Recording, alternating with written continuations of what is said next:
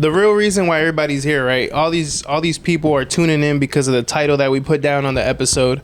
They want to know business credit. They want to know, what can I do as a tattoo artist to set myself up for the future? Okay. How can I make some money, but not even making the money part? How can I focus on getting the assets to be good for the rest of my life? Okay.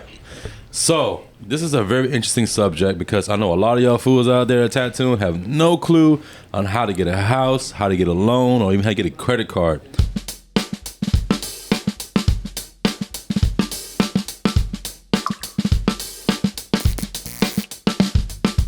All right, guys, how's it going? Inclusive Podcast back again. This is your host, P-Loke, Edwin, whatever you guys want to call me. And of course, we got the co-host. What's good, guys? It's Daryl. And then today we got two special guests, my boy Tommy Tas. A lot of people know him. And his wife, of course. We had to have her on the podcast. She's the one that really wears the belt in the relationship. Watana the boss. My boss. Hello. Thank you guys for coming out. Appreciate it. Yeah, it's. I feel like we talked maybe like 2 weeks ago. Yeah. But then we went into a break. He traveled, I traveled. Yeah. And we I traveled too. Yeah. Everybody's traveling. So like everybody, if you're wondering why we haven't posted in the past week or two, is because we weren't traveling. So. Yep. But this one is worth it. So make sure you tune in. Yeah, guys. Yes. Dropping a lot of game today. My boy Tommy got a whole list of stuff that he wants to tell everybody. So that's right. Let's jump straight into it. All Tommy, right, you're a big entrepreneur, right? Yes, sir. Tell us about you, bro. Tell us after you go, what time you can go to as well. Okay. But tell us who you are. Tell us, what you do and all that stuff. What's up, everybody? My name is Tommy Tas. I am a tattoo artist here in Northern Virginia, based in Vienna, Virginia. Been in the business of tattooing over 15 years. I do a lot more than just tattooing, but that was like my thing, is tattooing. And so it got me out there, got me the exposure from doing music, marketing, helping people establish in their businesses, and pretty much it, That's just a little bit of everything. A little bit of everything, yeah. Yeah, that's what I see, bro, because I do follow you on Instagram. Yeah. I see you do a lot. Yeah. And then, Watanya here? Yep. So I'm Watana. I am Tommy Tas' wife. It's our first time ever on any media, bro. Yeah, so excuse me, I'm a little nervous. But a little backstory. We've been married for 10 years, been together for 15. Wow. For the longest, yeah. That's how we met, but we would say that for later. Tattooing too? Yeah. Okay. Yeah, that's kind of how it all started, ironically enough, and here we are. But so I actually was a banker. So I worked in the banking industry since the age of 18, met Tommy at 20, and our life kind of began. Nice. But I actually did not get into helping him with the business till March of this year, till we currently got our shop. And that was because part of me was letting him do his own thing. Yes, I know the business side. I've been in banking for 10 years managing. But it's letting him do his thing. Like you guys said, he's an entrepreneur. When I say, that's why I love him, part of it, because of his great ideas and he's passionate. But at the same time, I kind of had to let him do his thing. And then we recently just came together and realized that we're at a happy point in our life where we kind of said we made it. And so right now where we are, like with the tattoo industry, with what we have goals and plans, is working as a team and doing what we do and letting him do what he does and love that I knew that he did from the beginning, which is tattooing. And this is this is what's going to create our Mia's Family Foundation.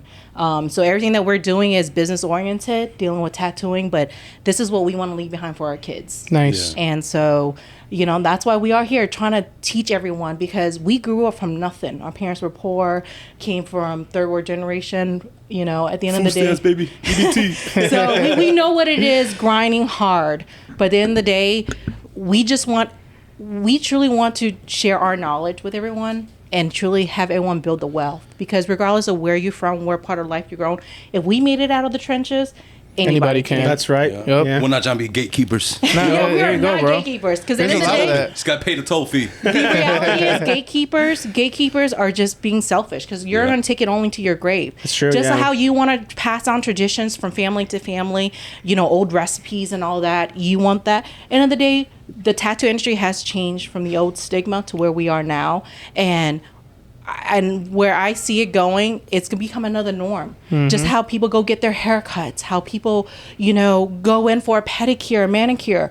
Tattoo is just one of those things to express yourself as a person, and it's a form of art, and it's becoming normalized by everyone. That's true. So at the end of the day, we just want to make this industry the best that it can be. And I think that's where we're just going, and that's why we're here, right? No, that's because very at the end true, of the day, we want a positive industry. We want to change the old stigma that it had back in the day, where gangsters got tattooed, or you got to be certain, whatever. Now anyone, you can be a lawyer. Exactly. You can be a doctor. You can be a cop. Anybody gets tattooed. We tattoo, and where we are at demographically, we've tattooed everyone from lawyers, doctor, FBI agents. I've seen it all. Anybody can get it. Yeah, anyone can get it. And, the military, once the military had lifted the whole ban of certain restrictions. Oh, yeah, you're that's right. True. You're right. I tattooed a guy that's in the Coast Guard, and he, bro, for years, because I've been tattooing him for a while. For years, he wasn't touching anything past, like, a certain point of your wrist. Right? Yeah. And then they couldn't get any, like, neck tattoos. I think now they've changed it to where he could, like, every time he comes, he's like, bro, I could do this now. It's so funny because, like, every time I tattoo a military person. Let me have you speak to the microphone. It's funny because, every time I tattoo a military person, I'm like, yo, you know how many times, like, I tried to join the military? And I was like, it just wasn't for me. Because, like, every time back in the day when I tried to join, it was like 07, 06. You couldn't have any tattoos anywhere showing, you know what I'm saying? So I already had my hands done, my face, but I'm glad I didn't join because I probably wouldn't be where I'm at now. But it's just crazy. Like now that all these guys come in and get neck tattoos, hand tattoos, I'm like, wow. I was like, I could have been a soldier or something. But it's all good. I could have been that guy. I could have been that guy. Bro, so I want to go into gatekeeping. All right, let's do it. Let's do it. I feel like we were talking about that outside. So like, what's your guys' opinion, and what do you think about people that just gatekeep information, and what do you want to tell the people, something that that you think you could just tell the public? Okay, you had something to say first? No, I was just gonna comment on gatekeepers, why they are like the only way I can look at it from a business mindset. Growing up around working in the banking industry into now helping him out with the tattoo industry, and being around people that I've met who own shops in this industry in general. And I've noticed the difference between tattoo, being that now I'm getting to permanent makeup, the difference, because permanent makeup is a little bit newer in comparison to the tattoo industry. Not only that, as I was talking about earlier, the tattoo industry is mainly run by men, right? Versus permanent makeup is started off with female, because that's what females were doing. So, but why the industry? Because now that I'm in the middle of the two, between permanent makeup and tattoo, is the fact that with the permanent makeup, the females are more open to talking about it, because all we care is about the industry and building beauty and confidence into all these females that we're doing these permanent makeup for. Versus tattoo, run by majority of male, right? It's focusing on art, the artistic side of it. But the business concept is a little bit different, because you guys have this ego. I mean, like they say, men have more ego than females, right? Unfortunately, we do. So a lot of gatekeep, because I noticed that for me, I can easily go on YouTube and, find female artists out there who's willing to share their ideas, are these artists, and actually get really good depth videos. Yeah. From UK, from different countries. But for him, for example, I sometimes see him research. He's like, man, I got to pay for sponsorship. I got to pay. And I'm like, well, unless you want to go to, whatever. But at the end of the day, gatekeepers in business and in life, general rule, what I'm trying to get at with gatekeepers are people who don't want to share their wealth. At the end of the day, people who are willing to expose themselves, really, like they either have self-confidence knowing that what they're doing is for the good cause, right? Yeah. It's spreading the good word. And they're selfish. Yeah. I mean, there was always that saying, like, growing up. When I grew up, bro, it was like, I'm an 80s baby, so, like, everybody that I've been around has always been, the dream is free, what the hustle is, you gotta pay. Yeah. Or like how they say it, what the hell I was trying to say? I forgot. My man Tommy dropping bars.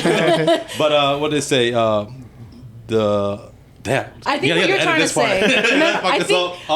I think what he was trying to say is when it comes to men, because of the whole ego, but at the same time with the game is to be sold, not told. That's what I learned. The game is you have to edit the other part, but the game is to be sold, not told, right? And I was like, and I understood that, like, okay, because at the end of the day, you didn't. I guess it just depends on people's perspective, right? Like how they didn't want everybody winning. You know what I'm saying? Because if everybody were winning, but I was like, I think we work better if we all winning together, right? And I also feel like coming up in the tattoo industry, like with those old school tattoo artists, a lot of them are like I feel like it was just tougher back in the day. Like you had to do a bunch of shit for you to even become a tattoo artist. Yeah, I feel like you really had to be like, man, yeah, there's a lot of sacrifices, bro. Because back in the day, just to try to make like a couple $100 a day in tattooing was not easy, bro. Like we didn't have like the Google, we didn't have like all these crazy apps. I mean, Yelp and all that stuff was around, but it wasn't like the phone thing wasn't a big thing back then. You know, we had like Razor phones, dog, Blackberries. You know what I mean? That's true. And we weren't doing like research we were doing today, and the easy convenience of having on your phone today. So it was just different. You were going to your local shop. You weren't traveling across. Exactly. You were probably picking some. You Flash. on the Yellow Pages, dog. Yeah. You on the Yellow Pages looking for a tattoo shop, or just driving to see it and you find out. You know what I mean? Or asking someone that's tatted, right? But today, you can find a shop with just a quick research. You know what I'm saying? Just put it on Google and it'll pop up. So, some free game. If you got a tattoo business or you're tattooing, get yourself verified on Google. 90% of my clientele comes from just Google. And continuing a good review system, like make sure you're asking for reviews. If you don't, just try to keep it consistent with your clients, letting them know that they can leave you a review. They had a good service, they should have no problem leaving you a review, because that is your portfolio. Your Google reviews, your Yelp reviews, whatever, any place you get reviews from is a good platform to advertise yourself, because I stay 99% booked is from Google. And that's what people see first, right? Yeah, they see that first, because a lot of times people trying to find my shop, what do? They go on Google. You know what I'm saying? How do you guys find us? Oh, Google. My friends, stuff like that, that's cool, whatever. But like, when people, new faces are coming in, and I have new clients every day, bro. It's all from Google. And do you have a walk-in shop? Our shop is walk-in, but it's based like first come, first serve. We're available. I'm usually not a walk-in artist, but I do have apprentices who are available, you know what I'm saying? So, but 9 out of 10, they're usually booking appointments. We usually book in advance, at least a week before, That's not bad. Yeah.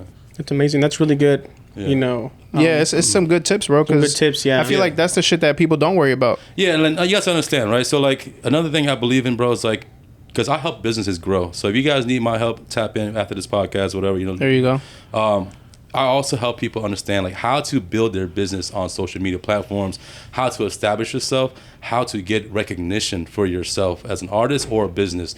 So, like Google reviews, all that stuff, that's very important. And then being consistent with content, like I try to be consistent as I can, but I'm so busy. So like I try to like create my content the day before, and the first thing I'm gonna wake up, once you're on that toilet, that's the focus time, right? Like that's 30 the minutes money to an time. hour. Yeah, it's the money time. Money time. I'm very creative. Like at 9 a.m, I'm up and ready to go. I post my first content from yesterday, and then keep that going. And that, because when people wake up, first thing they're gonna see is your content. No one's doing it. You know what I'm saying? So put your content up, and then just also pay to advertise. Some of y'all may think it's cool. Oh, I don't need to pay. I'm the best. I'm good at this. Nah, bro. Listen, you might be great, but you ain't booked like me. I'm telling you that right now. I'm tattooing 6-7 days a week, 3-4 months out. So a lot of people say they book 6 months. They probably not really booked. You're gonna get a schedule, probably working 2-3 days a week. You know what I'm saying? I'm in there 8-hour days, 6-7 days a week. Hey, straight. love to hear that. Man. Congrats. So man. it's hard grind. And I appreciate y'all, because like back in the day it was different. It was so hard to get booked, bro. And that time I was still new to everything. You know what I mean? But being a tattoo artist, you also have to be a business person too. So learning the business side of things is very important. So invest into yourself. If you're spending $100 on t-shirts and shoes, bro, I wear flip-flops and shoes. Not right now. You wear Gucci flip-flops. Gucci Listen, I really wear. Listen, my uniform is Adidas fucking shorts. Can we cuss on here? Hey, bro, this is no kid show. Listen, Adidas shorts, t-shirt, and Crocs, bro. That's my uniform every day. I am comfortable. That's a flex, bro. Listen, bro, I'm at the beach with you. You know what I'm saying? You come in, it's a vibe, right? Yeah. So, like, you guys have to invest into yourself. So I spend like easy about $500 to $1,000 a month. You know what I'm saying? But that $500 to $1,000 a month gets me back $20,000 to $50,000 a month. You know what I'm saying? So let the math do the math for you. You know what I mean? Yeah, your ROI is huge, bro. Listen, bro. So yeah, and the thing is like, there's opportunities for everybody out there. There's always somebody that's gonna like your style of art, and just stay in your lane. You know what I'm saying? Don't try to be like the next guy. Be yourself, bro. Like, you don't have to be a mural artist, a portrait artist, or whatever the fuck it is, bro. Be yourself. You know what I'm saying? Because I've seen some crappy artists, but they get booked. Yeah. So at the end of the day, there's always going to be somebody looking for you. Some people like big girls, some people like skinny girls. It is what it is, right? It's a lane for everybody, everything. So, just be diverse. You know what I'm saying? And, be yourself most importantly. Be you. Invest into yourself. I keep saying that. If your priorities are coming close first before you get that bag, your priorities are fucked up. Focus on your investment. Invest in your tools. Invest into your craft. Invest into yourself and your business. That's what I got for that. And that's true. I feel like that's the hardest to find in this industry. Originality. Yeah. Like, like yourself. You carry yourself and you're unique. Like, I'd be like, nobody's like Tommy. Tommy's the one person that... Bro, he has his own flex, and that's him. You can't compare it. It's just like you have your own style. I feel like that's something that a lot of people, they see it For example, they see someone who's famous and they have a lot of followers and they're wearing the best designers. Listen, man. So I want to be like that dude. Listen, you're a copycat. I've been in, a lot of people probably don't know, I've been in very different situations, from like being unknown to being very known, to being around very big influencers and small influencers. Social media, it's a 90% flex. Half of the people you see on there ain't really got it. Half of these rappers or whoever you see that you look up to really ain't got it, bro. Like, they really showing just a show, but behind closed doors and behind the cameras, bro, people out there really struggling, and they just showing the flex. So social media is out here really. It's a lie, bro. It's a lot of cap. It's for everybody else. Yeah, they're amplifying the superficial things. Right. They're all rentals, bro. Rentals. You know what I'm saying? They're all Airbnbs. rentals, yeah. You know, everybody here flexing. No, and I they feel got like no credit, social media, no real credit, assets. no money, no assets, really broke, borrowing the homies' clothes, borrowing the homies' jewelry. I mean, hey, listen, I've been there, but being able to see it and really like seeing it from like with real celebrities, and I'm like, damn, bro, you really hurt. You know what I'm saying? Like, you ain't really getting it, bro. No, it's true. They going off their clout, and the clout's what keeping people alive right now. You know what I'm saying? And that's why social media is, like Daryl says, bro, social media is a devil, because if you get on it, and like me personally, like if I wake up, I just try not to even look at social media, because I feel like it'll change my whole perspective for the rest of the day. Exactly. Like if I see somebody flexing their nice cars, nice jewelry and all that, I'm like, I'm of course gonna want it, because I'm like, how does he have it? I want to have the same shit, right? Yeah. But I feel like that's why if you don't know how to use social media, it could really mess you up. But if you know how to use it, like how he's saying, it could also give you a bunch back. To capitalize on social media is your new TV, okay? So when you look at social media, look at these people as advertisements. They're advertising a brand, they're advertising a clothing, a car, whatever it is. They're not getting no money off of this. They're promoting someone else's shit. So what you should be doing is pay these people that got the following to wear your shit and promote your shit for you. Because at the end of the day, they're going to bring numbers in for you. You know what I'm saying? That's working smarter, not harder. You know what I mean? Because I really don't care what I post on social media anymore. I used to. And that's called influencer marketing. Yeah, influencer marketing, bro. You know what I'm saying? Yeah. So you can pay me. No, that's true. I'll run your ads for you. Yeah, there you You know what I'm go. saying? For like $5.99 a week. For $5.99, I'll take Here's care the of all your entrepreneur products. side. But All those ideas for new business. That's Tommy trying to man. capitalize I'm on his damn, bro. Everything. Every opportunity, I'm gonna find a way to make $1. I'll Hey, tell you that's that. what's up, man. Yeah. Entrepreneur Entrepreneur, right bro. there. No college degree, high school graduate. That's it. Just There you pure go. ambition and hustle, man. That's what's up. There you man. go. Yeah. So besides tattooing, what other businesses do you have? So I have a management group called Mirrors Management Group. That's the one I use mainly to like. So now I'm doing real estate because I finally got my shit where I need to get to. I was talking about earlier as far as getting credit right. So I got real estate going on now. I own 3 houses. Awesome. In the process of trying to get more this year or the following year or so. And then also I help people on the side. More mom and pop style. I help people like build their social media, build their branding and marketing, how to establish themselves, stuff like that. So I do a lot of one-on-one and not much big things like or group seminars, but I'm trying to get into that to kind of help more people because there's people out there who need the help. And listen, just because y'all see me on social media or whatever it is, tap in, man. Tap in. I'm a very people person, so I'm very open about what I know. I'm not a gatekeeper. I open opportunities for everybody because what I can help you with, I don't know everything, but what I know, I'm more than glad to share. But it ain't free. I want to share. Of course, of course. I want to share. Hey, Certain things. 'cause Nothing is every free. day, Basic. What y'all Yeah. see me doing on social media, like some people look at we can keep going back to social media because that's what we live on today, right? So, like, I'm not flexing. When people see me or people may. If you're a hater, you come in as a hater perspective, then you're always gonna look at things as negative, right? But if you look at me for motivation and see how I got things and where I'm getting to now or where I'm getting to at every day, just tap in and ask me questions. I'm more than willing. I share information every day. I'll show you my DMs right now where like people always say, "Oh, bro, you motivate me," and this and that, blah blah. So if I can help you, I'm all for it because in the day I feel like I'm doing my part. So before I die, or when I do die, I'm like, I know I gave people opportunity to learn and help someone else get where I got to in my life. Because nobody helped me.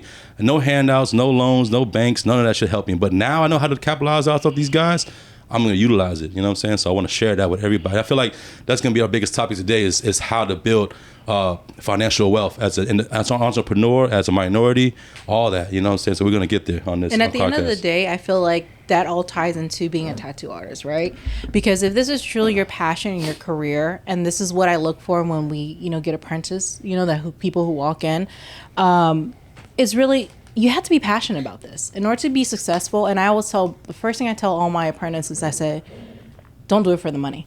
The money will come. Mm-hmm. We had this conversation outside. how much do average tattoo artists get paid? The lowest, maybe 100 an hour, right? Certain areas, okay? Obviously, demographic does count. But like I said, the low end, I would see it $100 an hour. Very true. Okay? Think about it. Put that in perspective. How much does someone who work at a fast food restaurant make? How much does a lawyer make? How much does a banker make, right? So being a tattoo artist, you truly have to have passion for it, and your level of success will come after, right? Learning how to manage yourself financially is a big part. As a tattoo artist, no matter what, even though we have apprentices who work under us regardless, you individually as an artist have to learn how to build yourself, how to get yourself to the level that you want to be. So at the end of the day, that's what we're about, building people, motivating people. Our artists are all of our apprentices. I want them to open their own shop. I want them to go out there and share the knowledge.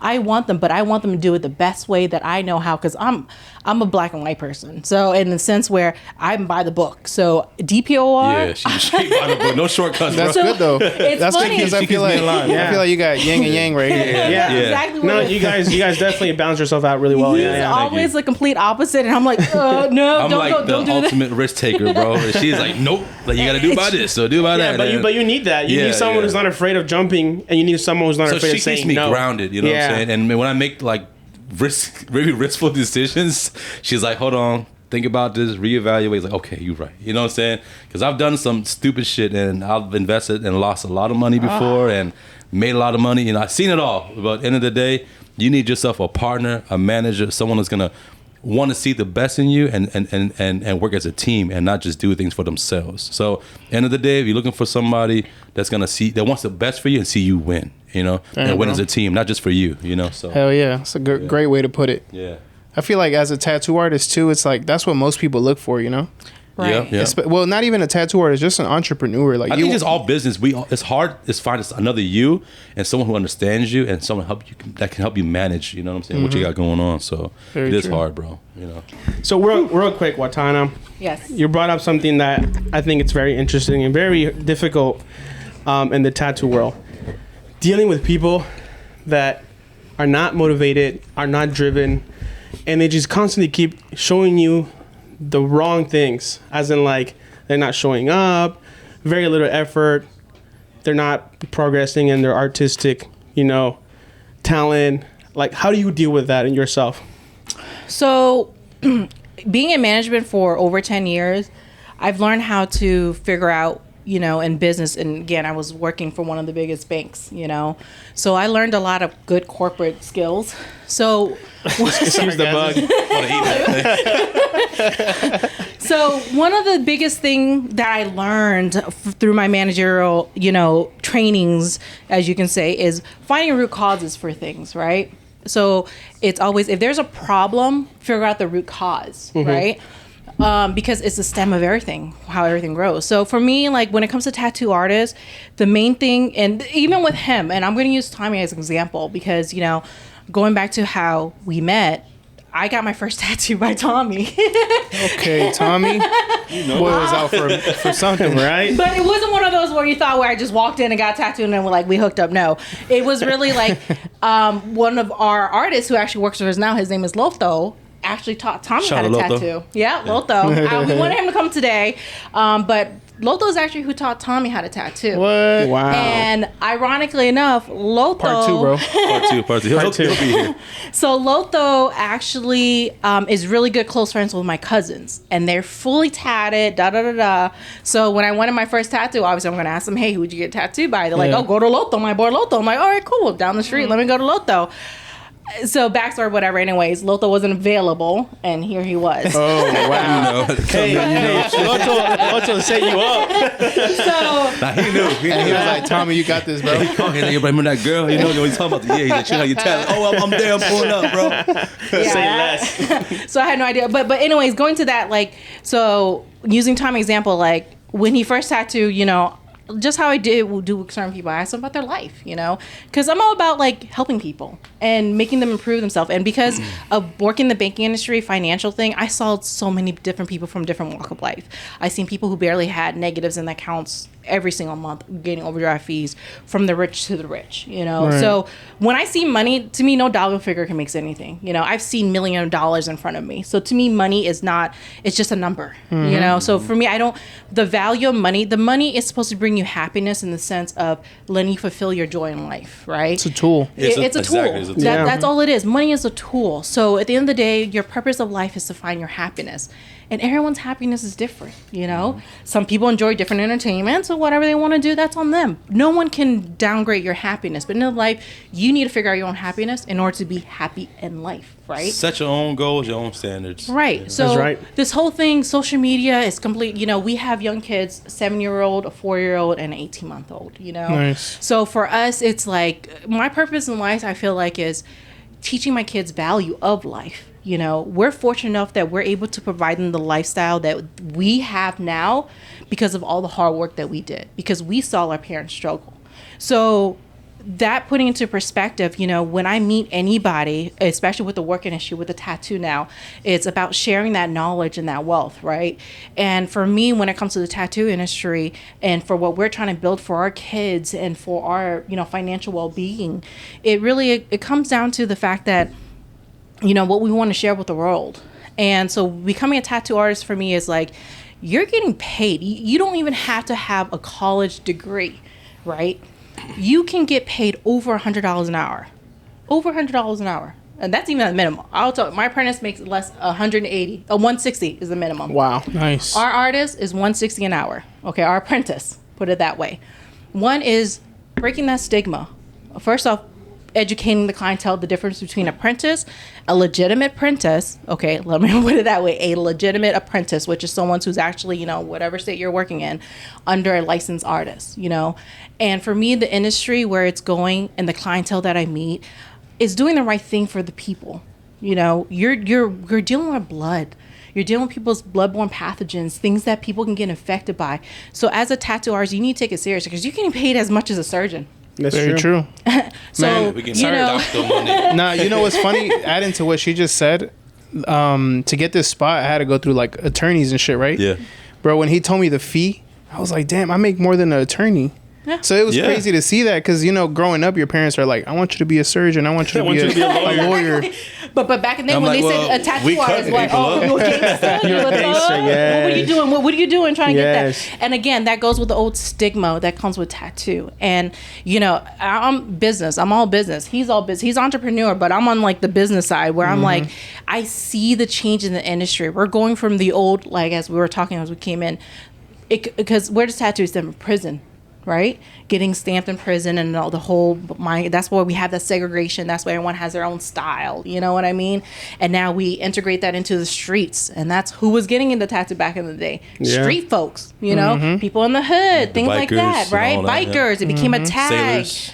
Now, because military people who come from the hood, who are now becoming professionals, becoming lawyers, doctors, are now becoming comfortable getting tattooed because they're transitioning with where we are now. And they're keeping the culture alive. And they're Very keeping, true. and Yeah. we are at the tattoo Indirectly, industry. they are, yeah. Exactly. So again, business minded, you go where the clientele is, right? Our clientele is no longer being restricted to the hood, to the gangsters, to the thugs, to all these people who are bad, right? To all the prisons.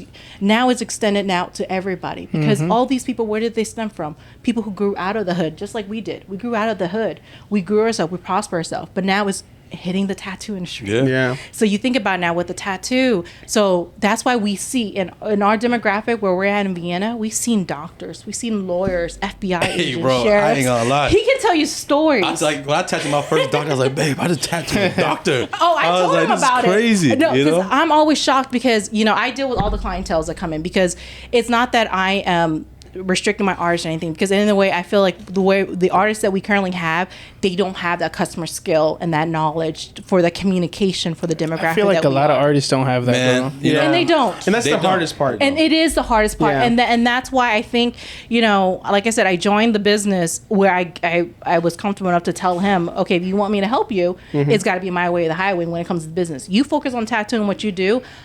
I'll make sure money keeps Hey, coming in on listen, the bringing other my end. wife and my business up like 20-30% in sales. Really? And that's Say that big again, bro. 20-30%, I'm pretty sure it's bro. probably more Say than that that. again, bro. You know, I can show you and the numbers. thing is, like, to touch back based on what she was saying about customer service, a lot of you artists I understand because I come from the industry, and a lot of these guys never had no job before tattooing. You know what I'm that's saying? all they know.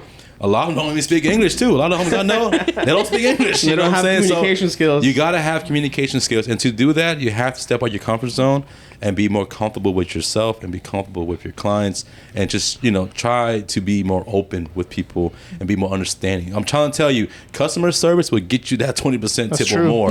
My artist, okay, my apprentice Mano, shout out to her. She been working with me for about a year and a half now. Came here with no English. I took a chance. I didn't know what the hell she was saying. Where's she from? I knew she's from Mongolia. Mongolia. She knew art though. You know what I'm saying? And she's a hell of an artist. I was like, you know what? I'm gonna take this chance, do this apprenticeship with no speaking English. And, hey man, she took ESL. 3-4 months in, her English got comfortable. This girl came in here of being comfortable, just making a couple $100 a month, living off of that, to making a couple $1,000s a week. Jeez. You know what I'm saying? I can hold on. And the fact that she's like, I can give you real numbers. Not just the money. Like the money obviously is a great thing to have, right? It is, yeah. But not that. The point is I'm getting at is that I help her so much as far as like being more open and being very customer service friendly. You know what I'm saying? And that's gotten her where she's gotten to. Bro, she get 50 to 100% tips. Wow. I'm talking about if she taxes you $1,000, she get a $500 to $1,000 tip. Yeah, no. Wow. And I'm like, yo, what do I gotta do? You know what I'm saying? That's cool, bro. That's cool, man. And like people love her. But you know what, bro? I've always said, like, I feel like tattoo artists, most of us are introverts. Yes. I feel like we come from like just putting your head down, drawing, trying to be the best you can as an artist. Yeah. And you forget everything else, business, customer service, everything else that comes with tattooing. Yeah. So I feel like it's good that you're saying that, because a lot of artists don't have that. You touched base on that, because I was like, stop being an introvert and be an extrovert. Be like me. Yeah, and it's very true. It's very true, Tommy, because here we've seen it since we came from the other shop that we didn't really have any sort of foot traffic. And the first couple months, we had people come in and nobody was like walking up to them. Yeah, and I was like, yo, guys, we need to walk up to them. We need to greet them, tell them who we are, how can we help them, and see if we can land a booking or land a tattoo. So, and ever since that, like a lot of the don't let anybody walk out the door. Honestly, it's leading by example, though, right? It starts by leading by example. 100%. At our shop, I have it set up where my apprentices are the first people see, so they gotta talk. You know, because I'm watching them. Like I'm kind of like set up like a pillow is like in the corner. Yeah. So I'm in the room and I'm watching them like, yo, you want to say something? So I give them like a 5-second rule, and then that's what they do. Like Ken or Mono, like, hey, how can I help you? And it gets them out their introvert personality, and then they're like, man, now I'm actually talking to people more, and I'm getting more comfortable and speaking English. You know what I'm saying? So it's just like getting them out that everyday comfort zone and making them more comfortable speaking to people. And now they're about that shit. You know what I'm saying? And yeah, my guys are doing great. Yeah, that's nice to hear. And touching back on the original question is, how do I distinguish the artist who wants to be here and who don't, right? And for me, again, honestly, at the end of the day, the way I run my shop, our shop, sorry. The way hey, whatever's his is yours. Whatever's yours, especially that boat I've been hearing a lot about. Yeah. So, but at the end of the day, for me is, I know how I want to run the shop. At the end of the day, I know what kind of artist I want, and I just want artists who are passionate and who truly understands the craft behind being a tattoo artist, at the same time enjoying the luxury that comes with it and seeing that passion, right? Because we have different distractions in the way of life, right? Whether it's certain addictions, whether it is what we do, our negatives, right? Everybody has their own poison. Everybody has problems, yeah. Exactly. But learning that balance, because at the end of the day, the way I look at it is, if you want this hard enough, when I see your flaw and I ask you to make certain changes to better yourself, and I give you warnings, I give you training, but you don't do it, at the end of the day, I have no choice. But at the end of the day, the way I do it, because of my training with working in the bank, I make you see it. Yeah. You know what happens, because and like I said, I told you, we just had to let someone go recently, and I kept warning him. She creates structure, because us as artists, we're trying to manage our own business and be an artist, bro. It's That's really what I was hard, gonna say, bro. So you having a yourself. manager, and it's nice to have a manager like this. Guy, you know what I'm saying? So she don't give a fuck. She'll fire you. She don't like you for doing what you need to be doing, because it's for us as a business. it's end of the day, it is a fucking business, bro. Yeah. You know, people are paying you for your service, right? So you got to do your part, and you got to pull your weight. And if you're not, and we're giving you all the tools to do it, I make your job very easy. By the way, we're hiring. Okay, so like, Hey, we're hiring too, bro. so you know, like it's That's two of us, bro. Listen, man, we make it so easy, bro. And I feel like sometimes some people take advantage of the kindness or the easiness of the work methods, you know. And I'm like, nah, bro, you got to still keep going, you know, because in the day, yes, I can guarantee you're going to make 6 figures working for us, but working with us. But end of the day, you got to pull your weight too, because if you're not, I'm going to give it to somebody who deserves it, because there's people out there who is willing to go the extra 10 steps more than you are willing to go. So never get too comfortable, because end of the day, bro, tomorrow's not promised. You got to be appreciative of what you got. And for me, I keep myself humble every day, because I keep myself feeling like end of the day, I keep myself hungry, because if I get too comfortable, I won't be as motivated. You know what I'm saying? So you got to treat this shit like it's your everyday thing. You know what I mean? You got to love it. You got to breathe it. You got to bleed it. You know what I'm saying? So tattooing, and all fails, tattooing is always there for me, no matter what. Yeah. So because at the end of the day, I love this shit. It's a skill, bro. It's a skill. And to me, it's not even a job, bro. I just love it. You know what I'm saying? I wake up every day motivated to go to work, because I love what I do. And not everybody can say that. You know what I'm saying? So at the end of the day, people who aren't tattooing, you know, you can find the same, you know, love in what you do. Just, you know, stay motivated, stay hungry, and don't pay attention to what other people are doing, because that shit will sidetrack you, bro. That will get you lost in the sauce. You're just yearning for what somebody else wants, and then they figure out what you want in life. Be you, build yourself. Be yourself, and that's the thing with, you know, the artists that we have. Like at the end of the day, like the way I look at it, keep it plain and simple with certain artists, for the way I run my shop is, you're not about to put my business at risk, because we're in Virginia. So Virginia is one of the strictest, you know, state, as you guys know. In the whole country. Yeah. In the whole country. So you guys already know how Virginia is. So for us to own a tattoo shop in Virginia and run it legitimately and actually do things by the book. When you come to my shop, you will have forms to fill out. I will ask you certain questions. The way I handle certain things is because, at the end of the day, I'm here to protect you as a clientele. Now, I understand not every state is the same when it comes to regulations for tattoos, which is fine. But the way I look Maryland is very lenient. Of course. And I know that. And I tell them all the time, yeah, a lot. And think about it, we're in Virginia. We have DC and Maryland, right? Right. So for us, so we have to, and that's why I said our demographic is a little different. So that's why I see the potential in the business. And again, going back to the tattoo artist who I decide in the sense of who's going to stay and who's going to go. And the day, if you're willing to put my business at risk, if you're not following basic sanitation, you're getting yourself out of here. Because at the end of the day, I'm not going to have you risk any clientele, anyone to get an infection, to risk the industry, because you're going to put a bad name on us. And not only that, but one lawsuit, the whole shop is gone. Exactly. The entire shop is gone. And for me, it's like, I'm not going to risk a couple $100 tattoo just because I want to get. No, I'm sorry. It's not for me, because in the day, the clientele that we want is clientele who deserve what they get, because they're paying you over $100 an hour, and I can't stress that enough. So if you as a tattoo artist don't take it seriously and just look at it as another money that you can make to go spend on whatever luxury item that you have at that time, but not really progressing in life of trying to build your happiness, then I know this is not the industry for you. You know, you're just here for the clout. You're just here to make the money that you can make. For temporary satisfaction, you know. You don't understand how many clientele I walked in.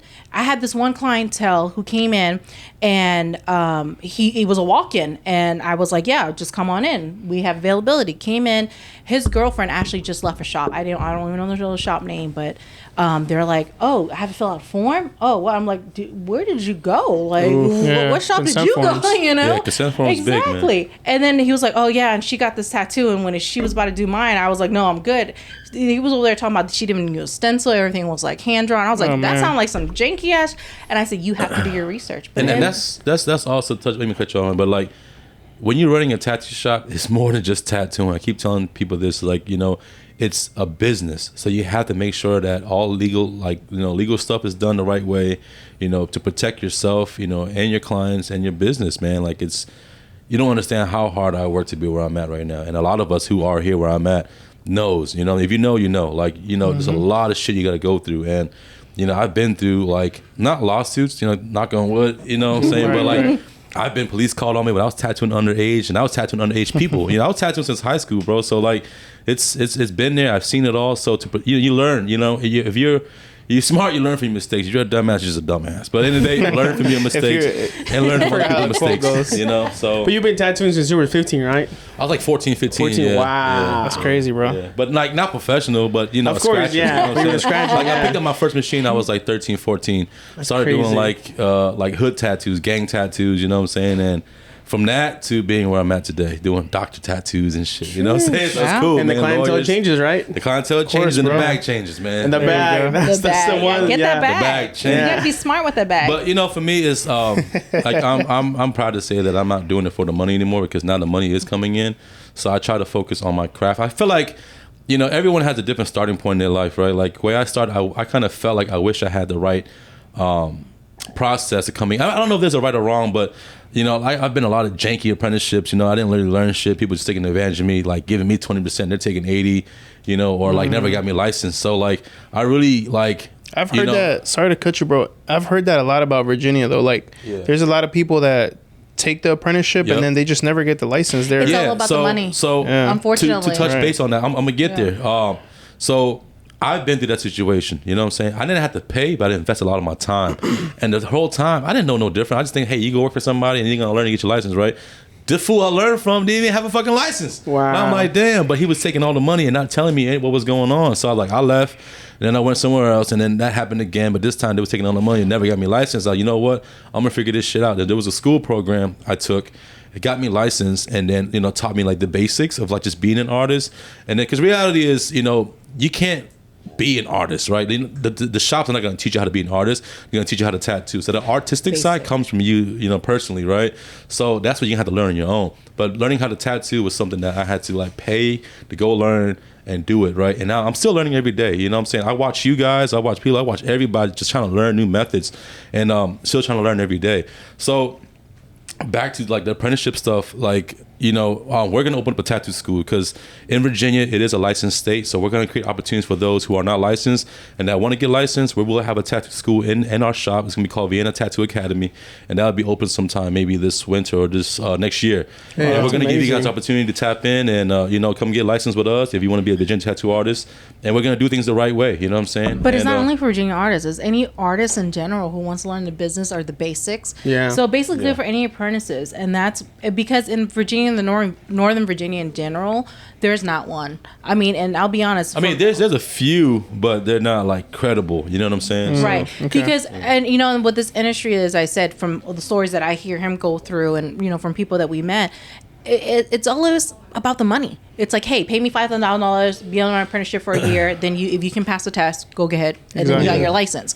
And again, that's going back to the blind leading the blind in the industry. And I keep going back to this because at the end of the day, I want to change this industry in the sense where everyone who's in this industry, and even for the clientele, to look for what is a good, legitimate tattoo shop. What is it that you're supposed to look for? Yeah, you know, look for the signs, the good signs. Exactly, Yeah. the good signs. It's not always about the vibes, but at the same time, you know, because some people can have nice structure, but looking at the basics, you know, of like how certain things should be done. For example, basic consent forms. You know? So back to what I was talking about of our shop, our school program is going to teach you how to be a tattoo artist, teach you business, teach you credit, teach you all of that. But you have to be an artist. You know what I'm saying? I cannot teach you how to draw. I cannot teach you to be creative. But I can teach you how to tattoo. But at the end of the day, most importantly, when you walk out of my shop, you're going to feel confident and be able to go out there and try to do it on your own. You know what I'm saying? And not only that, we're going to make sure that you're going to be 100% supported after you leave our shop. So it's going to be like a 6-month program, and then you can work with us at our shop, or you can venture off and do your own. But we're going to make sure that you, like, when you leave the nest, you're 100% comfortable. You know what I'm saying? Will you be providing like licenses and stuff like that? Yeah. So no. So the license in Virginia. So I will be able to sign off your licensing, but you have to pass that test. And my goal is to have a 100% success rate of passing tests, artists. Because my last 2 artists, they all passed 100%. Like, no, I mean, you know, I teach them. So I had 2 apprentices I took under a few years ago, and I got them licensed. You know, like they came through my program, they learned everything they needed to know, and they were already artists. But I taught them the basic knowledge of tattooing and what to look for in the industry as far as like the licensed guys go, and make sure that you pass that test. It's like 150 questions. I forgot. It's 150 questions, and you got to pass like I think 80% rate. You know what I'm saying? Are these questions related to like tattooing? No, it's what not is just what are tattooing. they? So it's based on tattoo.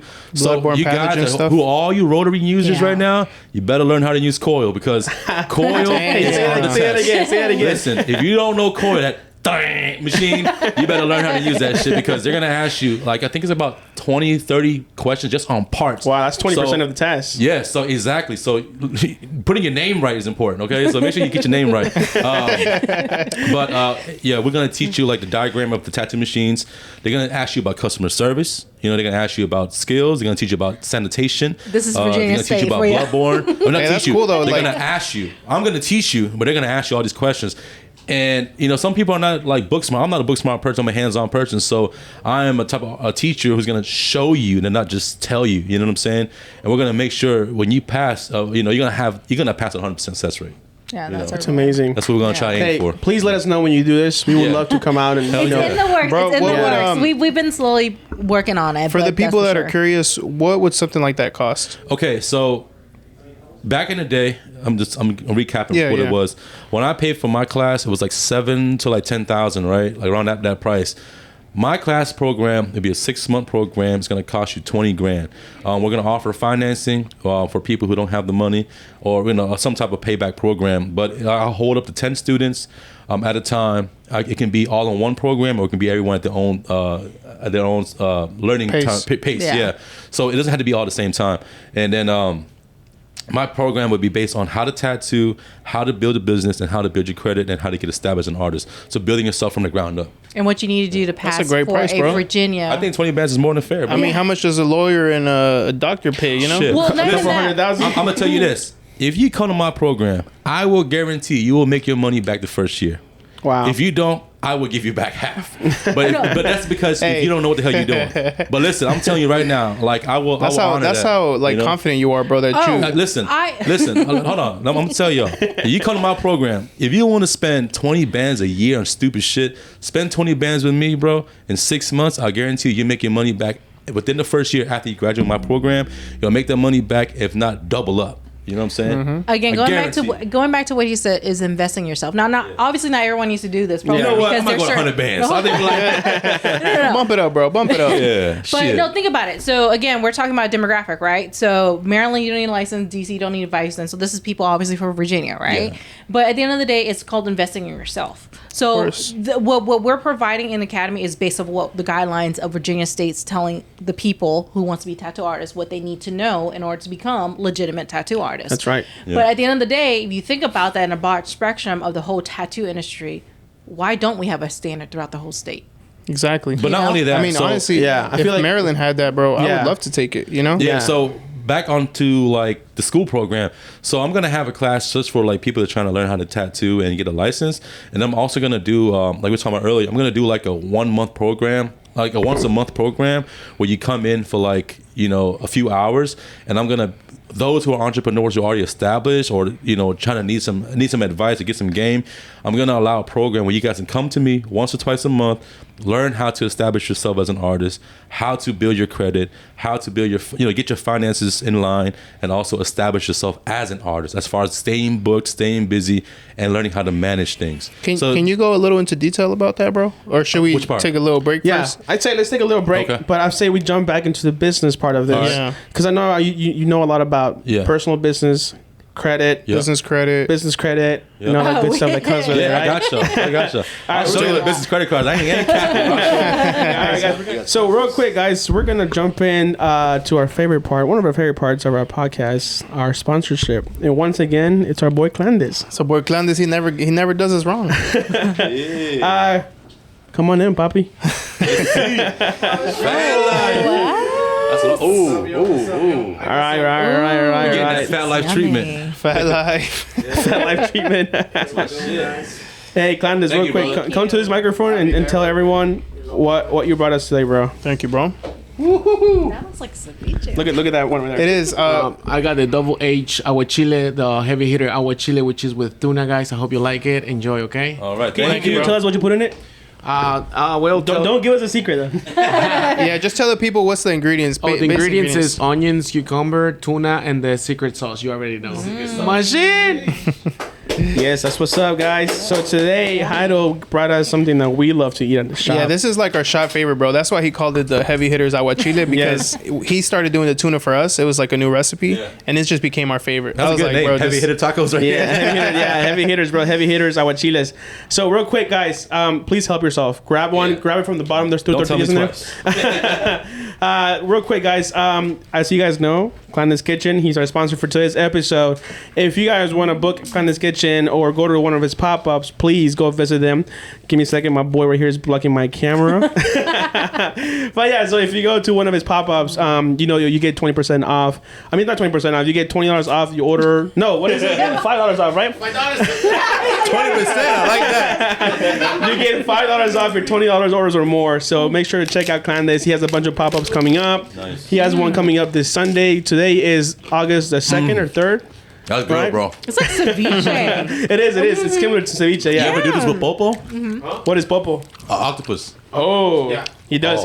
Yeah, he does. But yeah, guys, go check out Clanda's Kitchen. We're gonna put his information right here in the bottom. Like I said, $5 off your order of $20 or more. If you want to book him for an event or some sort of catering service, he does all that stuff. He has this right here, aguachiles, which is one of our favorites. Empanadas, tacos, the shrimp. What else? Salmon bites. Empanadas, aguachiles. What about what about me? Tyson fries. Thank you, guys. Thank you. This is amazing. Calamari. He also has drinks too as well. Fat Life approved. So real quick, guys, as you guys are trying these out, what do you think? This is bomb. I eat a lot of tacos, bro. I go with a lot of Mexicans. This is good. This is authentic, bro. What about you over there? I feel like you're in a pause. You're in a coma. I am. No, I make ceviche at home, so My wife throw it down. This is really good. I like it. There you go. Good balance of crunchy. But then you got that sour from like the ceviche kind of, but then like the onions and everything just balances out. Yeah, this is honestly one of our favorite things that Heido makes for us. And my boy Edwin over there is having a little bit of a situation. I just told him I need a napkin. Now you gotta use that second tortilla. Yeah, that's what I've been doing. And like nacho. All right, guys, we're gonna take a little break. We'll be back in the next second. All right, guys. Yeah. We're back from that food coma. Yes. Tacos good. Shout out to what's the name of the company? Clanda's Kitchen. Clanda's. Yeah. Kitchen. Shout out to them, man. Tacos is fire. Right? They know what they're doing over there. Yeah. Hey, y'all eat on this podcast. They feed you, they take care of you. Yeah, bro. We want to make sure you guys leave here like you just had a date with us, you know? Want to come back? Wine and dine, bro. Coming back for sure. All right, bro. So the real reason why everybody's here, right? All these people are tuning in because of the title that we put down on the episode. They want to know business credit. They want to know, what can I do as a tattoo artist to set myself up for the future? Okay. How can I make some money, but not even making the money part? How can I focus on getting the assets to be good for the rest of my life? Okay. So this is a very interesting subject because I know a lot of y'all fools out there at tattooing have no clue on how to get a house, how to get a loan, or even how to get a credit card. So I'm gonna give you guys a little bit of information on what to do, but you're gonna have to tap in with me to really understand and learn how to do it. So I will offer that service at my shop in Vienna. So all right, most artists out here don't even have a business license or an LLC. That's the most important thing, right? Getting yourself a business structure like LLC or S corp, whatever. So that way you can report your income. All the money you guys are making, man, put that into a business account because you have benefits of writing off, showing your income, and not just keeping cash in your pocket or just in your house or in the bank account.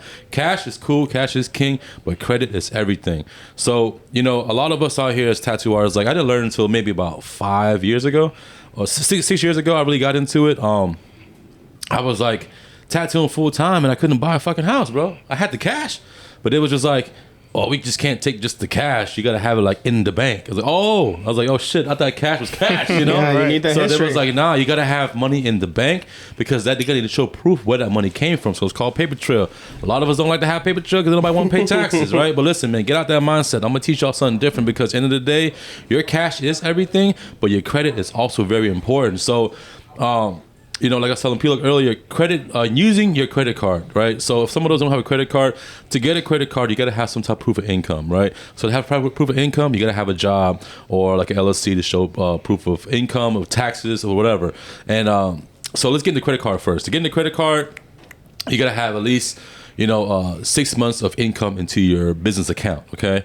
Showing steady, consistent income. And then they base on that, and also establishing your personal credit before you build your business credit, because your business credit depends on you as the guarantor, personal guarantor. You're pretty much the co-signer of your company, right? So, if your credit scores are low, make sure you guys, we give you a free game. Go on to freeannualcreditreport.com or Google annualreport.com, and it's a free thing. You get every year, you get a one-time free access to all your credit information. It'll tell you who you owe, what you owe, and how much you owe. And I always tell people, never pay it in full, because if it's been in the debt collection over a year plus, at this point, they just want some money back, and it goes to creditors, right? So you want to take that, contact these guys. It'll have a list of information who you owe money to. You can call them and offer a settlement. A settlement is just making an agreement that you want them to pay less but pay it in full. Like, I had debts in the past where like it was $1,000, but I only paid like $200-$300. To me, that's I've winning. heard that. You know what I'm saying? So knocking that out, that's the most important thing, right? I help a lot, and that's gonna help you clean your credit. Yeah, right? exactly. You're kind of like restarting your shit, right? So like, you don't have to file bankruptcy unless you're like in millions of dollars or money you can never ever pay back, obviously. But if you're owing like a couple $1,000s, bro, you can really pay that shit off. So like, if you own like, let's say, less than 5 bands, different companies, you had old banks or whatever it was, contact these guys. It's all in your free annual credit report, right? Get a copy of that. Print out all the people you owe. Call them in the morning, but hey, listen, I'm calling about this account. My name is such and such, is my social. They pull up your information. Then you can make a settlement plan where like, hey, listen, you can do either what's that called? You can do like small payments, or you can do installments, or you can do it in full. I usually do it in full. So if they make $1,000, they probably take like $200-$300 paid in full. Do that. Get a confirmation number or reference number. Write that down, and that's going to usually take about a month to 3 months to clear out your system and show that it was paid and not owed debt. So once you do that, that's the first step, is taking care of all your old shit. If you don't have any bad debt or any debt at all, go to the bank, get yourself a secure credit card. A secure credit card is where you're using your own money as a deposit, down payment, to get a credit card. It's pretty much borrowing from yourself. But the credit report, the credit unions, all that stuff, keep track of that, because as long as you're using it and paying it back in full, it helps you build your credit. I'm not the type of person like to carry balances on my credit card. I like to use it and pay it in full. The benefit of using a credit card is that you get points, you get miles, and all that stuff. When you use cash, you don't get shit from that. So there's no benefit, right? So I use the money that I know I can afford to pay in full every month. So if I'm spending $10,000 on my credit card, the beginning process of closing and opening and closing day of your credit card, I always pay it 5 days before my closure is due. That way, I'm at 0% utilization of my credit card, and my credit bumps a lot. So every month, and every few months, it just gets better and better. So right now, I'm like an 800 credit score, which is perfect credit, right? No, beautiful. So that's for me and my business. And now I wasn't there before. Like, it started off at like 600, but I was there. I was in debt, bad money management, poor financing. So that's the credit card 101. Get yourself a credit card, build your credit up, right? And it don't have to be nothing crazy, but whatever you use, make sure you pay it in full. Don't carry your balance, and that's where people screw up, because they see a credit card for $10,000. I'm gonna go spend $8,000, and I'm gonna pay it off in a year. I did that, and I went to and that's debt. when you mess up, right? I paid my tattoo school with that, and I was like, shit, I gotta pay this back. But like, at the same time, it's like I didn't understand credit or money. You know what I'm saying? I was just blowing this shit. So I was swiping. I was like, yo, hold on, I gotta pay this shit back. So I had a hard reset, man. I was in like $20,000-$30,000 in debt, and I had to learn the hard way. But I reestablished myself from 500 credit score to 800. You know what I'm saying? And it took time, but you have to be dedicated to it and also be able to manage your finances properly. So that's credit 101. Once you get yourself established, you should have good enough credit after like a year or two, and then also sign your business up for a credit card. Now, to do that for your business, you got to have an LLC or some type of corporation for your business, and then you got to build that business up by putting all your income into the business. We're going to get more into that later, but that's more something you had to come to me and see me for, but I'm going to give you guys just like the skin of everything, you know what I'm saying? Just give us the preview. Yeah, little sneaky peek. Give him the tip. Give him the tip. So, not only that, and then also, like, right now, I'm blessed to be in a position where I have $1 million credit line for my business. So I can go buy a house, buy a car with my credit cards. You know what I'm saying? Like, that's how much of my credit value is today. And I'm blessed to be there. So if you guys want to learn this, tap in with me. Bro, so, question. Yeah. Do you have like $1 million through business credit? Like, is it a business credit line, or is it through business credit cards and you just accumulated so many cards that... So like, I got 2 business credit cards. One is a no limit. I have a no limit credit card. So that's like up to $1 million. Do you mind telling us which one? I'm sorry, that's not $1 million. That's like $500,000. That was like the platinum. Okay. The platinum. I never got the black one. I don't really care for it. And then my other credit cards is like, you know, 50,000, 30,000, and then my line of credit is like, you know, 100,000, 200,000. So all together, you know, it's just off credit. Free money to use, but you got to pay it back. Obviously, it's $1 million. Yeah. Yeah, it's just a tool, man. So all together, I'm worth $1 million. You know what I mean? Just in credit lines. So you guys can do it too. You know, you just got to be on top of your shit. Make sure you put your money into your business, and make sure you use your business debit or credit card to keep track of all your expenses for the end of the year when you file your taxes. And don't use your cash. Use the credit. Build miles. Build points. Because I get cash back and I get miles. So me and my wife, we travel for free pretty much. We travel anywhere, and we use our miles. You know what I'm saying? So I would spend like easily $10,000, $20,000 a month in credit card expenses, but I paid in full. And then by the time my credit card companies accumulate all my miles, you usually get like double what your spending is. You know what I'm saying? So we traveled to Cambodia, we traveled to, you know, the Caribbeans, and those times the companies pay for everything. You know, the credit card pays for everything. Yeah. So, and not only that, it's a business expense. Also, when you're traveling, you can write all that stuff off. You know, so get yourself a good CPA. Another thing, we want to talk about getting loans and also getting a house, right? Right. So it's similar process to getting a credit card, but they require a 2-year statement, right? 2-year statement of tax returns, and they have to be somewhat consistent. So a rule of thumb for me is whatever I report, I know the bank's willing to give me 5 times that. So if you're making $100,000 net, not gross, net is what you take home. Gross is before you are your expenses, right? Because they base off of net because we're entrepreneurs. So based on your net, you're allowed to 5 times your income. Based also on your debt too. So if you have 0 debt, but you're making $100,000, the bank willing to give you $300,000 to $500,000, no problem. You know what I'm saying? Your debt to income. That's the income ratio, right? Yeah. So if I have $100,000, you know, income, but I'm $50,000 in debt, I'm only worth $50,000. That's you know right. what I'm saying? So it has an offset, has to be a balance. So when you go buy a car, usually they ask for like today is a lot harder. Back in the day, you had like a 2-3 month income just showing in your bank statements, you can go get a car, no problem. But now they require like a year to 2 years. Just depends on your credit too. So your credit is very important. Your credit points, try to keep it like 680 or above. FICO, not credit score, FICO score. That's like the real number. You know what I'm saying? It's usually like 20 to 40 points less than what you see in your credit score. That is like the key for everything, right? So like I use the bank's money to make more money. You know what I'm saying? When they talk about using the bank's money, like we use the bank's money. You know what I'm saying? OPM. So A lot of people say that. Yeah, a lot of people say that. That's how they use that money to reinvest it into another business. They take that money Check this out, right? They double it up. check this out. So like, okay, interest rate on the bank loan is like 15%, right? Give or take, okay? Today's market, 10 to 15% with decent, good credit, right? You give me $100,000, you're asking for 15% an annual, right? That's $15,000, okay? Yeah. Mm-hmm. I'm gonna take that 100 bands, I'm gonna go invest it into whatever I invest in another business. That business is gonna make me $15,000 a month, right? So I'm paying you back one-time fee of every income I'm making a year off the 100 bands. So I'm flipping that 100 bands 3, 4, 5 times, bro. Easily, yeah. So that's how you get to where, you know, a successful entrepreneur needs to be at, where I'm at. So, you know, I'm here to spread the knowledge, you know, and give the game, but you got to tap in. So, you know, end of the day, I'm here for you guys, you know, and if you really want to know what I know, come tap in with me. So that's getting the cars. Getting the house is it's a different game.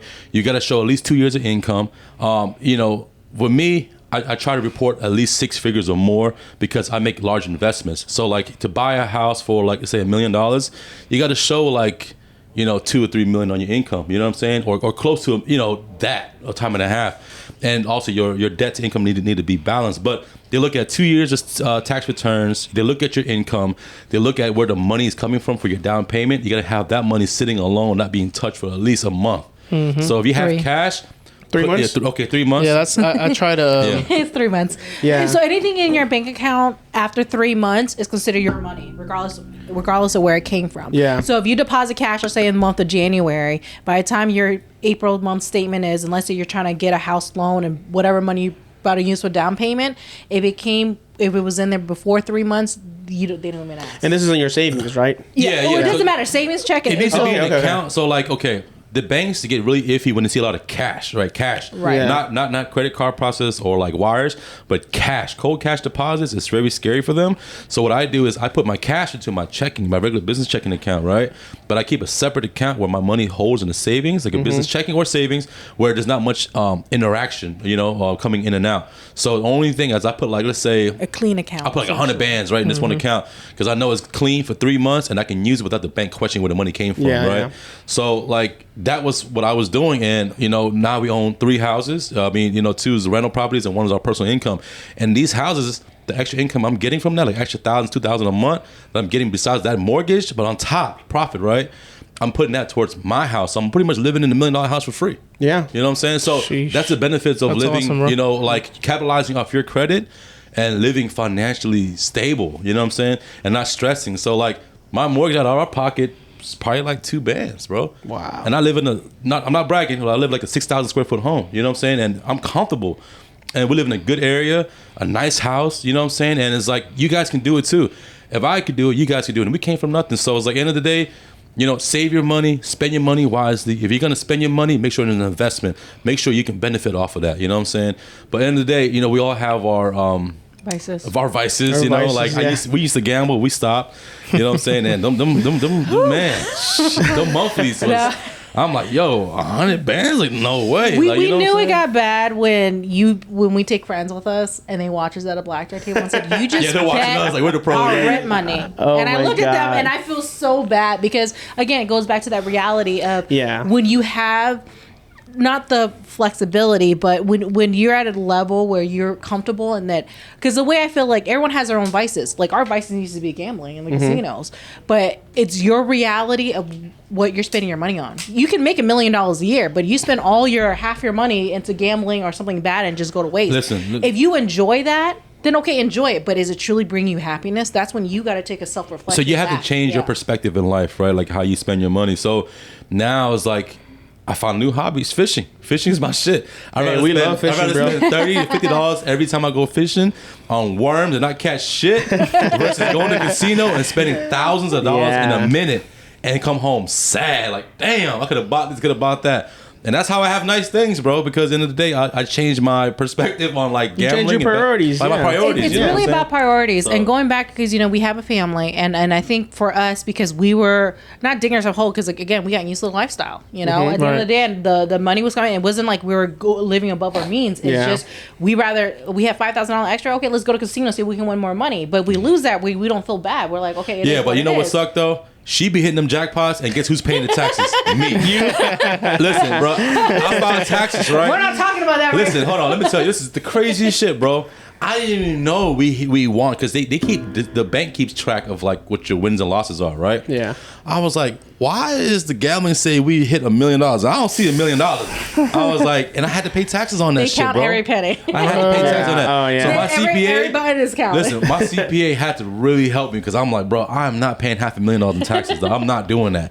And they was like, okay, let me work the numbers for you. And it's like, it was profits and losses, and we're like at $1 million. I was like, shit, I ain't driving no Lambo. You know what I mean? So it was like it was a very valuable lesson learned to like make sure whatever you put your money into, you have track records and you know what you're doing with your money because you will get lost. And make get sure sidetracked. make sure that Yeah. every time you spend something for your business, travel, gas, food, and all that stuff, you guys keep records of all that stuff because when you go see your CPA or your tax accountant or whatever, they can keep all track of that for you and write everything off, so you're not paying that much taxes. So let's say if you made $100,000 for the year in gross and you spent 20 bands, you're not paying taxes on the 100,000. You're paying taxes on the 80. So that's a tax break. So you want to get on my level? I will help you guys. Just tap in. With that, I want to notate something is that, with this industry, you can kind of mimic it, right? So a Yeah. lot of people said, oh, I want to, okay, you made 100,000, but I want to write off 50,000. But now you're reporting, you got to keep in mind, now you're reporting you're only making $50,000. Right. So Sure. if you're trying to buy a house, it's really, when it comes to credit, it's really, you got to pay to play. Okay. Yeah. In beginning, you got to play and you got to pay those taxes Yep. because end of the day, your taxes is what determines how much you make. It tells your creditors or people who you're trying to get loan from what you can afford. How much you can afford? But Yeah. Exactly. let me tell y'all this though. See, this is the ultimate finesse game. Because listen, I'm a street dude. I come from that, right? Let me tell you how to utilize She already the bank. knows what he's okay? gonna say.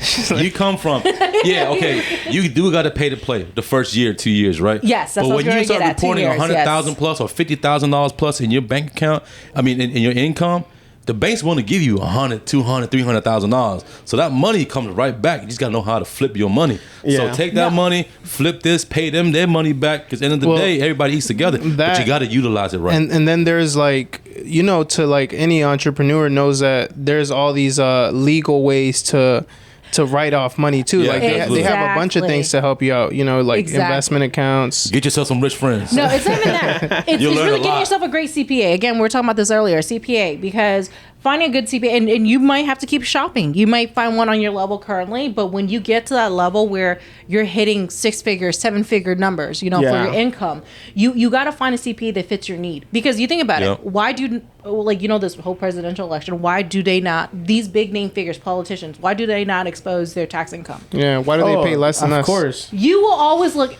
I don't care. Hey, I have an 800 credit score. I may look broke on paper, but I'm living the life. Let me tell you guys this, right? That's true. And that's the thing. It's if you worry about people's perception of how certain things are, that's what's going to mess with you on a daily basis. 100%. I could care. I look broke on paper. I have debt. Hey. I have debt. I am in debt. I have a house. I have a mortgage. I have a car. Hey, but that's good debt. Exactly. That's good that's debt. good Use that to your And advantage. it's bad But debt. at the end of the Yeah. day, I know the income that I'm making offsets that, and I'm balancing correctly because I'm managing it correctly. Don't live beyond your means, man. Exactly. Listen, And that is the 'cause key. all that shit can go wrong really quick. So make sure you live within your means, because at the end of the day, when you work hard for it, it'll come. It just takes time. Everybody has the time. So don't go out there comparing yourself. Like I keep telling you guys, be yourselves, live at your own pace. Don't compare yourself to social media people, because at the end of the day, these people ain't who they really are, and they're not your friends. So at the end of the day, look out for yourself, because you're the only person gonna be looking out for you at the end of the day, right? So you got to make sure that you make the right investments, get knowledge. The library, we have the power of the internet, so Google research this stuff. That's all I did. I made a lot of mistakes, but I learned, and I learned early. You know what I'm saying? So now that I'm here, I can be able to teach you guys this too. So just tap in with me. And that's most important. At the end of the day, besides all the tattoo talk and the business talk, most importantly is your finances, man. You got to be on top of your finances. So whatever you make sure you have enough money put to the side for savings. So my rule of thumb is 50-50, right? If I make 100,000, I put 100,000 to the side of my savings. After all my write-offs, if it's only 30,000, hey, guess what? I got extra 20 bands for the year. You know what I'm saying? So that's most important. And your greatest investment is not cars, it's houses. Your house, you can pay as much as you want towards your house. Because at the end of the day, when you build equity, it's pretty much appreciation of your house. You get that back in time you need it. So guess who I'm borrowing from? Not my credit card, from my house. From yourself, yeah. So Your my own bank. houses are lines of credit of, $500,000, $250,000 lines of credit. So you can pull it out anytime you need it. And it's lower interest than credit cards. It You know what I'm is. saying? Yeah. Yeah. So you're paying yourself back. And it's fixed too, right? And it's fixed. Yeah. So you're good. And on top of that, you don't need to refinance your house either. So it's another line of credit that you guys need to learn. But I'm going to teach y'all this shit. Just tap in with me, man. That's why they say real estate is the number one investment. If you want to get into anything, start investment. Daryl and Pilo about to have Lambos next week. I mean, you got stocks and all that, but reality is, if you invest in yourself, like I said, real estate, and that's what we realize is that getting into real estate, having our rental properties, and seeing how it can benefit us when you tap into line of credits, because you have such a great credit, you can pull money out of the home that you're already in property. Don't get me wrong, we've seen the crash of happening in the housing market, but again, that's making smart decisions. That's true. Is being knowledgeable and staying knowledgeable, and you can only get better and progress in life by teaching yourself something new. Yeah. Whether it's tattooing, anything in life, you always progress. There is no stopping point, right? There's Every day you always learn. new technology. Every day you learn, bro. Look at where we were back in the 90s to where we are today. We were probably the generation that were the last ones, that's true. before we had Bro, cell phones. listen, So, I never we're old. thought, bro, because coming from where we come from, man, it's I keep saying this, coming from welfare, food stamps, all that stuff, and not having nothing, and just slowly learning how to build myself and being financially stable, bro. I'm 35 years old. I just turned 35, bro, and I'm like, I made it. We talked about earlier. It's like, man, look, you sit back. I'm not comparing myself to other people. I'm just talking about for myself. My goal was to have a house, reliable cars, and my family, and a roof over their heads, and food, right? Everyone's happy. But we got more than that, and we're grateful for it, right? So we appreciate what we got, and we really made it, man. You know what I'm saying? So, shout out to all minorities, man. You guys can do it too. 800 credit scores, $1 million credit lines, 6-figure cars, houses, whatever. It's there. But do not live beyond your means. We're doing this because we can afford to do it. But at the same time, we're comfortable. We're not living beyond our means. We can afford 5 times, 10 times what we pay for our expenses. So that's another rule of thumb too. When you buy something, make sure you can pay it 4 or 5 times. There you go. So if you got let's say, my advice to you guys, if you're single, no kids, get yourself like a condo, a townhouse, right? Something under like $300,000. As soon as affordable, your mortgage probably no more than like $1,200. That's your average rent, right? And guess what? You might have 2-3 bedrooms. Guess who's gonna rent that? Your homies. Let them pay your mortgage. You live for free. That's free game, bro. You know what I'm saying? And top of that, after 5 years of renting your house, guess what? You got equity, probably double, right? Mm-hmm. So now you got 100 bands. Guess what you're gonna do? HELOC. Move out of your house, rent the house out to your homies, and guess what you're living in? A bigger house. A bigger house. And guess who's paying a bigger house? Your homies. So, you know, my God. It's a help cycle. you, bro. You know what I'm saying? So, and it moves on with your life, how you progress, right? So you start off single, you get married, or you find a partner, and then you want to progress your constantly. And that's what we started off. You know, our first home with us was a split level home, small, $300,000. I bought the house for $300,000. That bitch worth $500,000, bro. So, you know, and to be honest, at that time, we really were struggling because we just needed to move because I was pregnant with our second child, and I was like 8 months pregnant. I was like, we need to find a house. Like, we need it. Yeah. You know, but we made the sacrifice. We lived in my sister's basement for like a couple months while we struggled to find a house because the housing market was crazy. We're being outbid left and right. Again, that goes back to... I feel like that's where it's at right now, too. Yeah, well, that was because at the time his credit wasn't where it is today, you know? So 3-4 years ago... My priorities was fucked up. That's what happened. So... MGM fault. Yeah. You know, and like we said, things in life happen, you know? And at that time when I got pregnant, I actually lost my job too. And then he was, you know, self-employed. So we had to show proof of income differently. I wasn't expecting to lose my job. That's right, yeah. So, you know, that's why having a backup plan, savings, being responsible. At the end of the day is living a responsible That's the reality. And it's the hardest part, being responsible. Being responsible and making wise and smart investments, man. Like, you know, there's no get rich scheme. I've been there. I made money really fast and it went really fast. That's you right. know? So there's no get rich scheme. It's just hard work, dedication, and managing your finances the right way, man. You know, so there's a lot of YouTube content out there that's free, man. Google. You can ask Google and it'll tell you how to do it, bro. Right. Like, the information is there. The internet is your oyster. YouTube University, bro. They have everything you need right there. I tell people all the day, I've been preaching that YouTube can get you can be a certified surgeon off of YouTube. But do your research. Hold on, with that, but do your research, you know, because there's a lot of negative content out there, people putting up BS. Yeah, be smart. Be smart. You know, check the comments. The comments. Check the work. Check whatever they're saying. Yeah, you know? for sure. At the end of the day, like, that's where he came from, learning all that business. But for me as a female, it's about living life, right? It's the circle of life. It's giving back to my kids. And being so fortunate where we are, you know, we came from family immigrants. Our family came here, you know, from Southeast Asia. I'm proud to say that my wife no longer has to work a 9-to-5 job. There we go. She's been working. She's been a housewife for like a few years because, you know, our kids, right? Hell yeah. But my wife gets an income and a share of the business now. You know what I'm saying? There you go. And she's set. She's set for life. My kids are set for life. My kids have a house each one. That's beautiful. You know what I'm saying? So like that's I'm done. I'm done. Like, it's a blessing, bro. So like, to be able to say this, you guys can do this shit too, man. I did it, and this is no capping. You know me, bro. And whatever is mine, we're not lying. We both came from nothing. So like, all my boys, like, they love coming over, you know, and the people that are really close to me. Whatever's mine is theirs because I want to share the fruits of my labor with my friends too, and also motivates them. You know, you got some haters, and then you got some people who really appreciate you. And the ones that appreciate you are the ones who never ask for nothing but just a good time and for you to be you. And I'm able to share that with my homies. So, you know, you guys can do the same. You know, and I hope I can help you guys and whoever's watching, you know, get there. And that's what we're here for, man. We're breaking the gatekeepers down, man. We're breaking the gates down, open the doors up. No gatekeepers. Yeah, no, because at the end of the day, the way I look at it is, hell yeah. They ain't teach me shit. For me, I'm living my parents' American dream. Essentially, you know, when you know, we took our first trip to Southeast Asia last November, and it kind of enlightened me a little bit because this is where, even though we didn't go to my home country, we went to his mom's home country, but it was similar because we come from the same background. But at the end of the day, it's like we saw the lifestyle. We saw the lifestyle, how they lived, you know. Bro. And what was my eye-opening was, you know, to experience, you know, his mom always talked about the Khmer Rouge and what they went through and the struggles, you know, and that is still not well known till this day. But at the end of the day, going back to their home country And it kind of resonates to how she was as a woman and how she raised them. It's a very humbling experience, you know? Yeah. Like, we are blessed to be here, man. Yeah. You guys don't have no clue true, how bro. hard it is in other countries. No, it is. You know, South It is. America, like, you guys know, It's man. everywhere. Like, it's hard And everywhere, not only bro. that, bro, but like being in this industry Yeah. and being successful in it and being in positions like these shops, your shops, it's such a blessing because Yeah. not everyone has the opportunity, you know? And I feel like a lot of people don't see that, Yeah. you know? The opportunity is there. We are hired. Yes, okay? yes. No, but hey, you got to see it as a blessing, truly. Yes, And that's yes. what, going back to, again, to the very beginning when you asked about artists, in order to be here, you got to be blessed and understand you're in the position because you have the artistry skill, you have the business mindset, but what's going to keep you motivated every day is your goal of being happy. Yes. And you building the life that you want. Financial freedom. Financial freedom. bro. Very in true. this industry, you have that capability and it can go far. That's And if amazing. you compare that to what everyone else who has to go to school, 10-year education, college, Oh, being wow. in debt and leaving, I made a decision at 18, to start working at the bank. And then by the time I hit 23, I was doing college part-time, trying to be an accountant, go live the whole college degree life.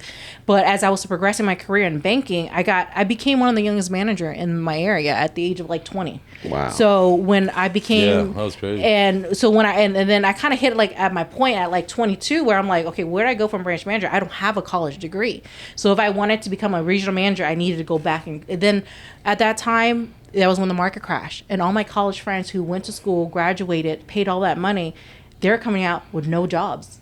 And I was making close to 6 figures at my age. That's crazy. And to me, it was a reality that I don't have to go to college to make the money that I want to Mm-hmm. make. It's not about making money. At the end of the day, it's how I want to live my life and the lifestyle. It's like your own happiness, your sanity, you know? You got That's to most figure it important. out. But there is amazing. no right way in life. You just got to figure out what makes you happy and go for it. But if you are in this industry, you are truly blessed, and you Yeah, got that's to know true. that You need to really like and take take advantage of a it. step back sometimes Yes. and look at what we And have. understand Yeah, how be very America appreciative, works. dog. Yeah. No, honestly, understand how America works. Understand finance. Credit is everything. Everyone tells you credit It is is. everything. Think about people who don't have credit. Where are they living? It is People who true. have credit. Where are they living? Where are they living, yes. So you got to keep that in mind. And at the end of the day, Huge difference. take advantage. Take advantage. You have to know the country you're living in. Yes. We live in a credit country. Yeah. So if you don't understand that, then you're gonna live paycheck to paycheck. This is the land of opportunity. Yes, it truly is. Really, bro. And you think Facts. about it. This is Really. what our family came from. It came for, right? It's a land of opportunity. But our family, they didn't know what opportunity was because back at home they had the struggles. All they knew was selling their craft, right? Which is selling food, majority of the time stalls, or going Yeah. out picking fruits or whatever it was. I mean, we were- That's how they hustled. But coming to America is a whole new game. And I feel like for our parents, for them, it was a win just coming to America. Yes, For them, that it was like it was a made it. lottery. Yeah, it was they a made it. lot. Bro, It truly was a We're lottery. a family of 6 in a 1-bedroom apartment in the projects, bro. I'll never forget them days. Hot dogs and rice and soy sauce, Yeah. fried bologna, like that's what we lived on. Ramen, you know what I'm saying? And man, it's just like, bro, it's just crazy. And just to Yeah, it's compare the Sometimes I ain't difference. gonna lie, bro. I get emotional with my wife. I just want to cry. I'm just like, I'm so grateful of what we have, bro. And just like the other day, I was high on my mind. I'm like, hey, look, we really made it. No, we 'Cause, were. like, I'm telling you guys, like sometimes I don't think we ever take that moment to really smell the air. You know what I'm saying? Like take a Smell second, the roses. Yeah, smell wake the up and roses. smell the Smell the air. roses. But like like it's just nice to wake up, step out your house, and look back. But yo, this is my house. This is my car. This is my business. Like damn. But I keep myself so grounded and like I don't got it. So like I act like I don't got it because that's what keeps me motivated. Right? Exactly. And everyone has their I'm the own same way, bro. Yeah, I'm the same like, way. Listen, I still wear cut up boot up shorts, booty shorts, flip flops. You know, Hey, they're like 4 inches from being booty shorts. Like, I don't even care anymore, man, of how I look anymore. Like my appearance is. We're tattoo artists, dog, and like it is what it is. You know, Think we're about walking billboard. And bro, the stigma of a tattoo artist coming up. Like my Yes. mom did not want me to be a tattoo artist. My dad used to be like, "You're Same. gonna do coke. You're gonna start injecting yourself later Oh, down the shit. road." Oh, It's like, when it I was got serious. with him, when The I got devil's with job. him, Yeah, exactly. when I got with my mom, my dad, okay, because when they saw him, they were like, "Why are you getting a gangster now? Why are you?" Because I went from Hey, my guess who lives first in my was a house rent free now? Salvadorian, and then I had another Cambodian, but they were like Right. kind of white collar, preppy, and then. Here he comes, really tatted. I'm like, oh great. I was like, you see how it goes. Yeah. But again, it comes with that stigma. And again, Yeah, it's it changing. does. The culture is changing. We're changing. The world's changing, and it's a matter of us taking advantage of that and just at the end of the day, what? Live a happy life. Exactly. And we are so blessed in this industry that, you know, we can make the amount of money we make. It's there, but you just have to have that willpower. You got to put in the work. That You drive. have Hell to. yeah. And that's with anything in life, whether you're a tattoo artist or whatever Yes. it is, whatever goal you have in life, you got to put in that work. Nothing comes easy. Nothing comes handed. We're not born with a silver spoon in our mouth. No. You know, and the crazy thing is, you know, he was born here in the United States. I wasn't. I was born in a refugee camp in Thailand. You know, I came here when I was 2 years old. Wow. But our family came from similar backgrounds, you know, but we had similar struggles, but yet different struggles at the same time. So at the end of the day, if we can, you know, grow from our parents, because our parents, they just did what they know. They came, they worked, Exactly. provided us with a roof They over just our had head, a roof over our head. That's paycheck it. to paycheck. You know, I watched where my parents almost got evicted from our apartment. You know, we're living in a 1-bedroom apartment. Didn't understand why my parents couldn't afford it, why we were about to get evicted. So, you know, I went through those struggles, having seen my parents ask, you know, family members for money. That And they sacrifice struggles. a lot. And know? they did, but yeah. at that time, I held so much resentment because I'm like, damn, how'd you let us get to this point where we got, you know, because I didn't understand because I was just young. But now as an adult, having my own kids, I'm like, I'm glad my kids did not have to go through that because I know what trauma that built to me. But that was my hunger where I chose to live my life the way I do now, and where I feel like we do made it. We were living the American dream that my family. My mom lives. We're blessed. My mom is still here with us. My dad passed. Yeah, I lost both my He parents lost last both year. his parents last Wow. year at the same Sorry about time. that, Sorry to hear bro. that, It's bro. all good. Yeah, so, you know, and I'm blessed that my mom lives with her. My mom's literally like my in-home nanny, but it's a blessing for her because we retired Hey, her this early. woman, she got a great life, bro. Yeah, She like I can. tell her, And those are my goals too, because I would love Yeah. to have my mother help me with my kids, because I And- know It's a how blessing, bro. great of a woman she is. That's, You know- that's me right now, Yeah. bro. And it's Reaping the keeping benefits. like the roots there, you know, Yeah. like the culture. So Bro, like my daughter, kids, like, my bad. My daughter speaks all Spanish because That's my awesome. mom takes care of her. my parents, my parents, I mean, not my parents, he's my been trying to kids. tell my mom to teach my daughter. It's hard for us because you know I speak Cambodian. Like you know, most Hispanics speak the same language or a different like accent, right? Yeah, yeah, but it's still Spanish. Even Yeah, though yeah. we're Asian, but our language is completely different, bro. Mm-hmm. So it's hard for me and us to like teach our kids one language. So they just like, speak English, fuck it, you know. But like, But they it's know just things it's can cool, be, you know. yeah. But end of the day, like back to the kids part, you know, just because like we made it. I also try to teach my kids that they gotta make it too. So it's not not handed just to them. roses. Keep 'em hungry. You know, keep them Oh, hungry. So yeah. my kids Yeah. understand, you know, earn your keep, right? So like, you know, what's it called? Not responsibility, but what is it? Chores. You know, like cleaning up after yourself. You know, help your brother, help your sister, or like, you know, throw away the trash, cleaning. So basic stuff like that, keeping them hungry. So they gotta earn because in the day they want to go to Hershey's Park, they want to go Ocean City. You gotta work for that shit because I work for it, Right. and I take my kids to work with me, so they know I gotta grind. Or daddy gotta go to work. You know, this is how we make our money. So I'm blessed to be like, dad. You know, I'm telling you, but sometimes I get so emotional because. It's like I've always wanted this for myself. You know what I'm saying? Like, because my dad did it with me. I've been working with my dad since I was like 13, 14, washing dishes, cutting the grass. I'd be going to sleep in the toilet in the bathroom. Like, my dad be like, yo. Like, you know, we're waking up at 5, 6 in the morning and going to work hard, bro. Like, and understanding what hard work comes from. So I'm appreciative of that from my parents. Even though they didn't have, you know, the money and the credit and all that stuff and big houses. But I'm appreciative of the knowledge that we learned from Nobody our parents. taught them. They were From gatekeepers. Teaching you what hard work is really I mean, about. think about it. you know? You're leaving your country, coming to a country like the Yeah. United States without any sort of connections or help. It's a lot. It's scary. Yeah. Yeah. It's scary. You I know? feel like you It gotta is. work way harder than us Yeah. because Yeah. first of all, there's a language barrier. You don't know how to Yeah. speak the language that they have here. Culture shock, Yeah, all that culture shit, shock, bro. yeah. And they left everything behind. You gotta understand, my parents came from the genocide when our people was killing each other, right? Wow. So they had to escape that, you know what I'm saying? And to get here, bro, like they came up with nothing. That my was mom the came win in with right a there. suitcase, bro. And they was cool living with their family, you know, family 5 or 6 in a 1-bedroom apartment because they were appreciative of each other. So I think today we lose that, right? Like we need to be Yes. more family oriented.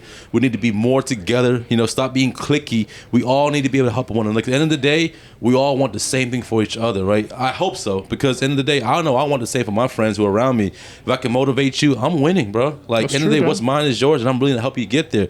And I got some friends that'll tell you, bro. Like, they'll go in the comments and tell you how real this shit really is. So it's not all cap. I'm not selling shit. Like, this is what it's about. If you want to win, bro, tap in because at the end of the day, some of your friends might not be your friends, man. And at the end of the day, if you ain't learning, you ain't winning. And if you ain't That's winning, right. why are you friending? You know what I'm There you saying? go. So that's what it is, bro. Bars. Like, there's no need to keep certain people around because negative energy is fucking real, bro. So if you're a Right. negative vibe, you couldn't cut out, bro, quick. There you go. No, and I think we reached that point in our life. I'm an that- asshole in real life, bro, low key. He But because can't. end of the day, I think you just keep it real. Yeah, That's I it, gotta bro. keep it You don't real. need that So around I'm you, only bro. an asshole because I'm keeping it real, and you don't like what I'm telling you. But the reality is, I'm a type of friend like, yo, listen, your shit fucked up, or like, you know, you got a booger, bro. Like, hey, listen, you know, I gotta tell you, because at the end of the day, you know, I can't have my friends looking crazy. If I'm looking good, they gotta look good with me. If you're around me, you gotta look. You know, you gotta look the part. You know, right? Exactly. And that's So- why it's so also key that the people who you surround yourself with is a key importance in your life. That's you know? true. Yeah. Family, don't get me wrong. Family, yes, you know, blood's thicker than water, all that stuff. But reality is sometimes family members are people who are close to you, where you grew up, you know, sandbox friends or whatever it is.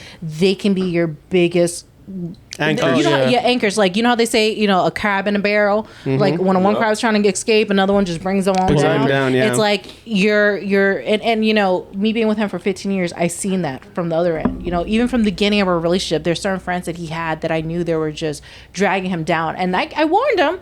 He didn't listen. That's typical. Shout out to the freeloaders. I hate y'all. Shout out to the freeloaders. So there was I appreciate y'all. Y'all you know, made me who I am Yeah, they today. made you who you are today, right. bro. So you have to learn, but at the end of the day, you know, you have to see, and it's not benefiting from everyone, but reality is who truly will be happy for you when you're there. Yeah, that's that true. you want to enjoy that time with. Are they truly just freeloading off for you and just letting you do all the legwork, and while they're just there catching all the extras? No. End of the day, you want to learn. I had to learn to get here. We No all one taught gotta put us. in work, bro. We all. Do I think our somebody part. that grows up with you though, they never really want to see you get to that point They don't. because they're So like, they're not I want to there, go you're with there. you. Yeah. Well, you talking about the point of like seeing you winning, or Yeah, I mean it as in like those people that you're talking Genuine. about, Yeah. the anchors Yeah. that she's referring to. the crabs. Yeah, because I feel like they see you get there and they're like, I want to be there too. Why is he there? So that's when the hate starts. So Exactly. and, I can and see you that, know, yeah. because you know, like when someone's really there for you genuinely, and then who's not, right? Who really fuck with you, who doesn't? Then you know, because the vibes do not lie, bro. Like end of the day, like I got my friends that offer to come cut my grass because end of the day, that's what they do. But I'm gonna support them, like they support me. You know what I'm saying? So like end of the day, is like we all got to give in and help each other out. You know what I'm saying? And not take anything for granted, and also just be appreciative of your good people, man. Like. I don't know. I've always been like a family-oriented person, so I'm always giving. I don't ask anything in return unless you really owe me something. But you know, like other than that, man, it is what it is, bro. Just be thankful for life, man, and be grateful for what we have today, and be grateful of the good energy you do have around you, and be grateful that you have a talent and a skill doing whatever it is you love. It don't have to be tattoos, just everything in general, man. Yes, just in life. Capitalize. Passion. Just in life, You yeah. gotta have that true. passion. Yeah. As long as you're doing what you love in life, you're gonna be happy, right? Yeah. Yep. So the money will come. Yes, don't get me wrong. There are certain careers. Don't get me wrong, but if you're passionate about something, you'll find a way to make money off of it. true. Yes. Trust me, it will come because If you're good, make money from it. yeah. If you love cooking and you're a great chef, it's going to show through your food, and then you have no problem building success. You just probably got to learn the business side, and that's what people fail to realize. You have to do research on things that you're not great at. It's going to be complicated. You may not know, but ask. And it's so hard for people to bring down their ego to just ask. Ask and then begin delegating. Right. Yeah. Because if you don't know how to do business, bring in someone who does business. If you don't know how to clean Exactly. dishes, bring someone who does. And then everyone Balance. becomes a unit. Yeah. Or It's teach. team. And teach, yeah. It's a whole team effort. But at the end of the day, to be successful in life, you need you can't do it all on your own. That's right. So You that, cannot. and that goes back to like any business concept, right? Like when you invest into what you know, not what you don't know. And then, you know, when you have a business, you know, learn what you're trying to learn and do what you're trying to do. Learn that shit, right? To master. So at the end of the day, you're not depending on nobody. So if all fails, I can depend on me because I know I'm gonna hold me down. But if one of my friends end up giving up or some shit like that, whatever it is what it is. But at the end of the day, I'm here to motivate and keep that tight structure because at the end of the day, I'm here to make you better and you're here to make me better, right? That's how it's supposed to be. So There you go. There's a lot of money out here, bro. There's a lot of tattoo artists, a lot of talented people. There's a lot of money for everybody, bro. So no one is taking nobody's money. No one's taking nobody's toes. You know what I'm saying? There's enough out here for everybody. And Exactly. hey, listen, people It's ask me all the endless. time, like, hey, listen, man, I've recommended. This is actually my first time meeting Pilo, and people ask me like, you know, because some things he do is not my style, and people like, yo, bro, you know, I can go get this sleeve from like this realistic style. Yeah, but go holler at my Pilo. He's dope. Thank you, so bro. like, Appreciate that. So I'm all about spreading work, and I think that's how it should be because everybody knows like what they're good at and what they're not good at, right? So I'm very humble what I do, and you know, if I know I can't do something or take a risk at it, I'm willing to give it to somebody else because in the end of the day, there's enough money to come back around. So it come back tenfold, bro. So That's true. That's what it is, man. Well, hey, guys. Thank you so much for Yeah. coming out. Appreciate it. Yeah. Please let people know where they can follow you guys because I Alright. feel like we need to get people to go and talk to you guys because there's a lot of people that need help out there, man. Yeah, man. So like Look- you yeah, guys look at can this camera you here. guys can tap in with me Right on here in the bottom. Instagram. My Instagram is at symbol TOMMY_tats TATTZ. If you don't know me now, you do. Tap in. This is my wife, my manager, Watana. So if you guys need to tap in with us, you guys can also email us at viennatattoos@gmail.com. It's VIENNATATTOOS@gmail.com. Serious business inquiries only. There you go. The class will be coming soon. I will start promoting it more. Maybe we'll start doing like some live streaming stuff or some podcast stuff, whatever. I'll be on this episode again. Yeah, we need to have a part We're two. gonna have it back. We're gonna have it come back. back. You know what? Yeah. We should speak it into existence. Like, what do you think we can talk about the next time you come that has That to we be done didn't by the touch next? about. So you know Yeah. what I'll do? Next time I'll be a host. You can invite me anytime to come ask questions. I'll be a host with Ed. You know what I'm saying? With you, there, whatever. Let's do it. Because I yeah. feel like I got some questions that you could pick people. You know. Sometimes it'll just be me and Daryl, and Yeah. we'll have like one person, and we're like, damn, we need got another another one. dude. Nah, Yeah. listen. My mind when it talk about money, my mind is running.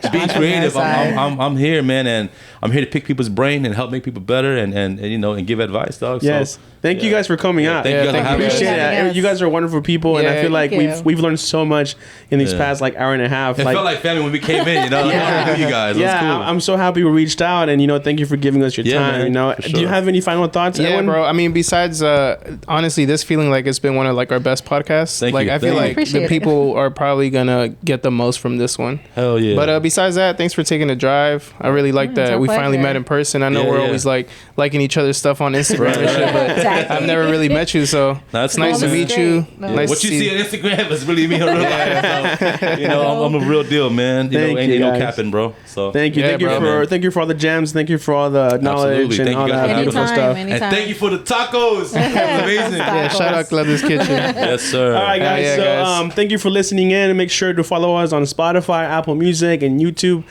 We share all this stuff on Instagram Reels. So if you want to go follow us on Instagram, please do. It's Inclusive @Inclusive Podcast on Instagram. Anything else that we need to say? No, just follow the whole team. Don't forget to follow Tommy and Watana. Of course, me, Caked Up Bloke, Daryl Vaca. Yes, sir. Follow the whole team and check everybody out. Let us know what you guys think in the comments, and let us know what you guys want to hear in the part 2. So Yes, Yeah. and drop in the comments your favorite part Topics. from this episode, because I know we Yeah. talked about literally everything Bunch and of anything. gems. Yes. Sign on my OnlyFans. Like, I might have Daryl come shoot some content or something. Oh shit. No news. Like we always say, man. Tap POV, bro. in, Yeah. don't tap out. There you go. All right, guys. Inclusive sign out. All right, Thank guys. you. Thank you, guys. Peace. Appreciate Thank you it. guys. Appreciate it. hey, that was a great podcast, bro. That was good.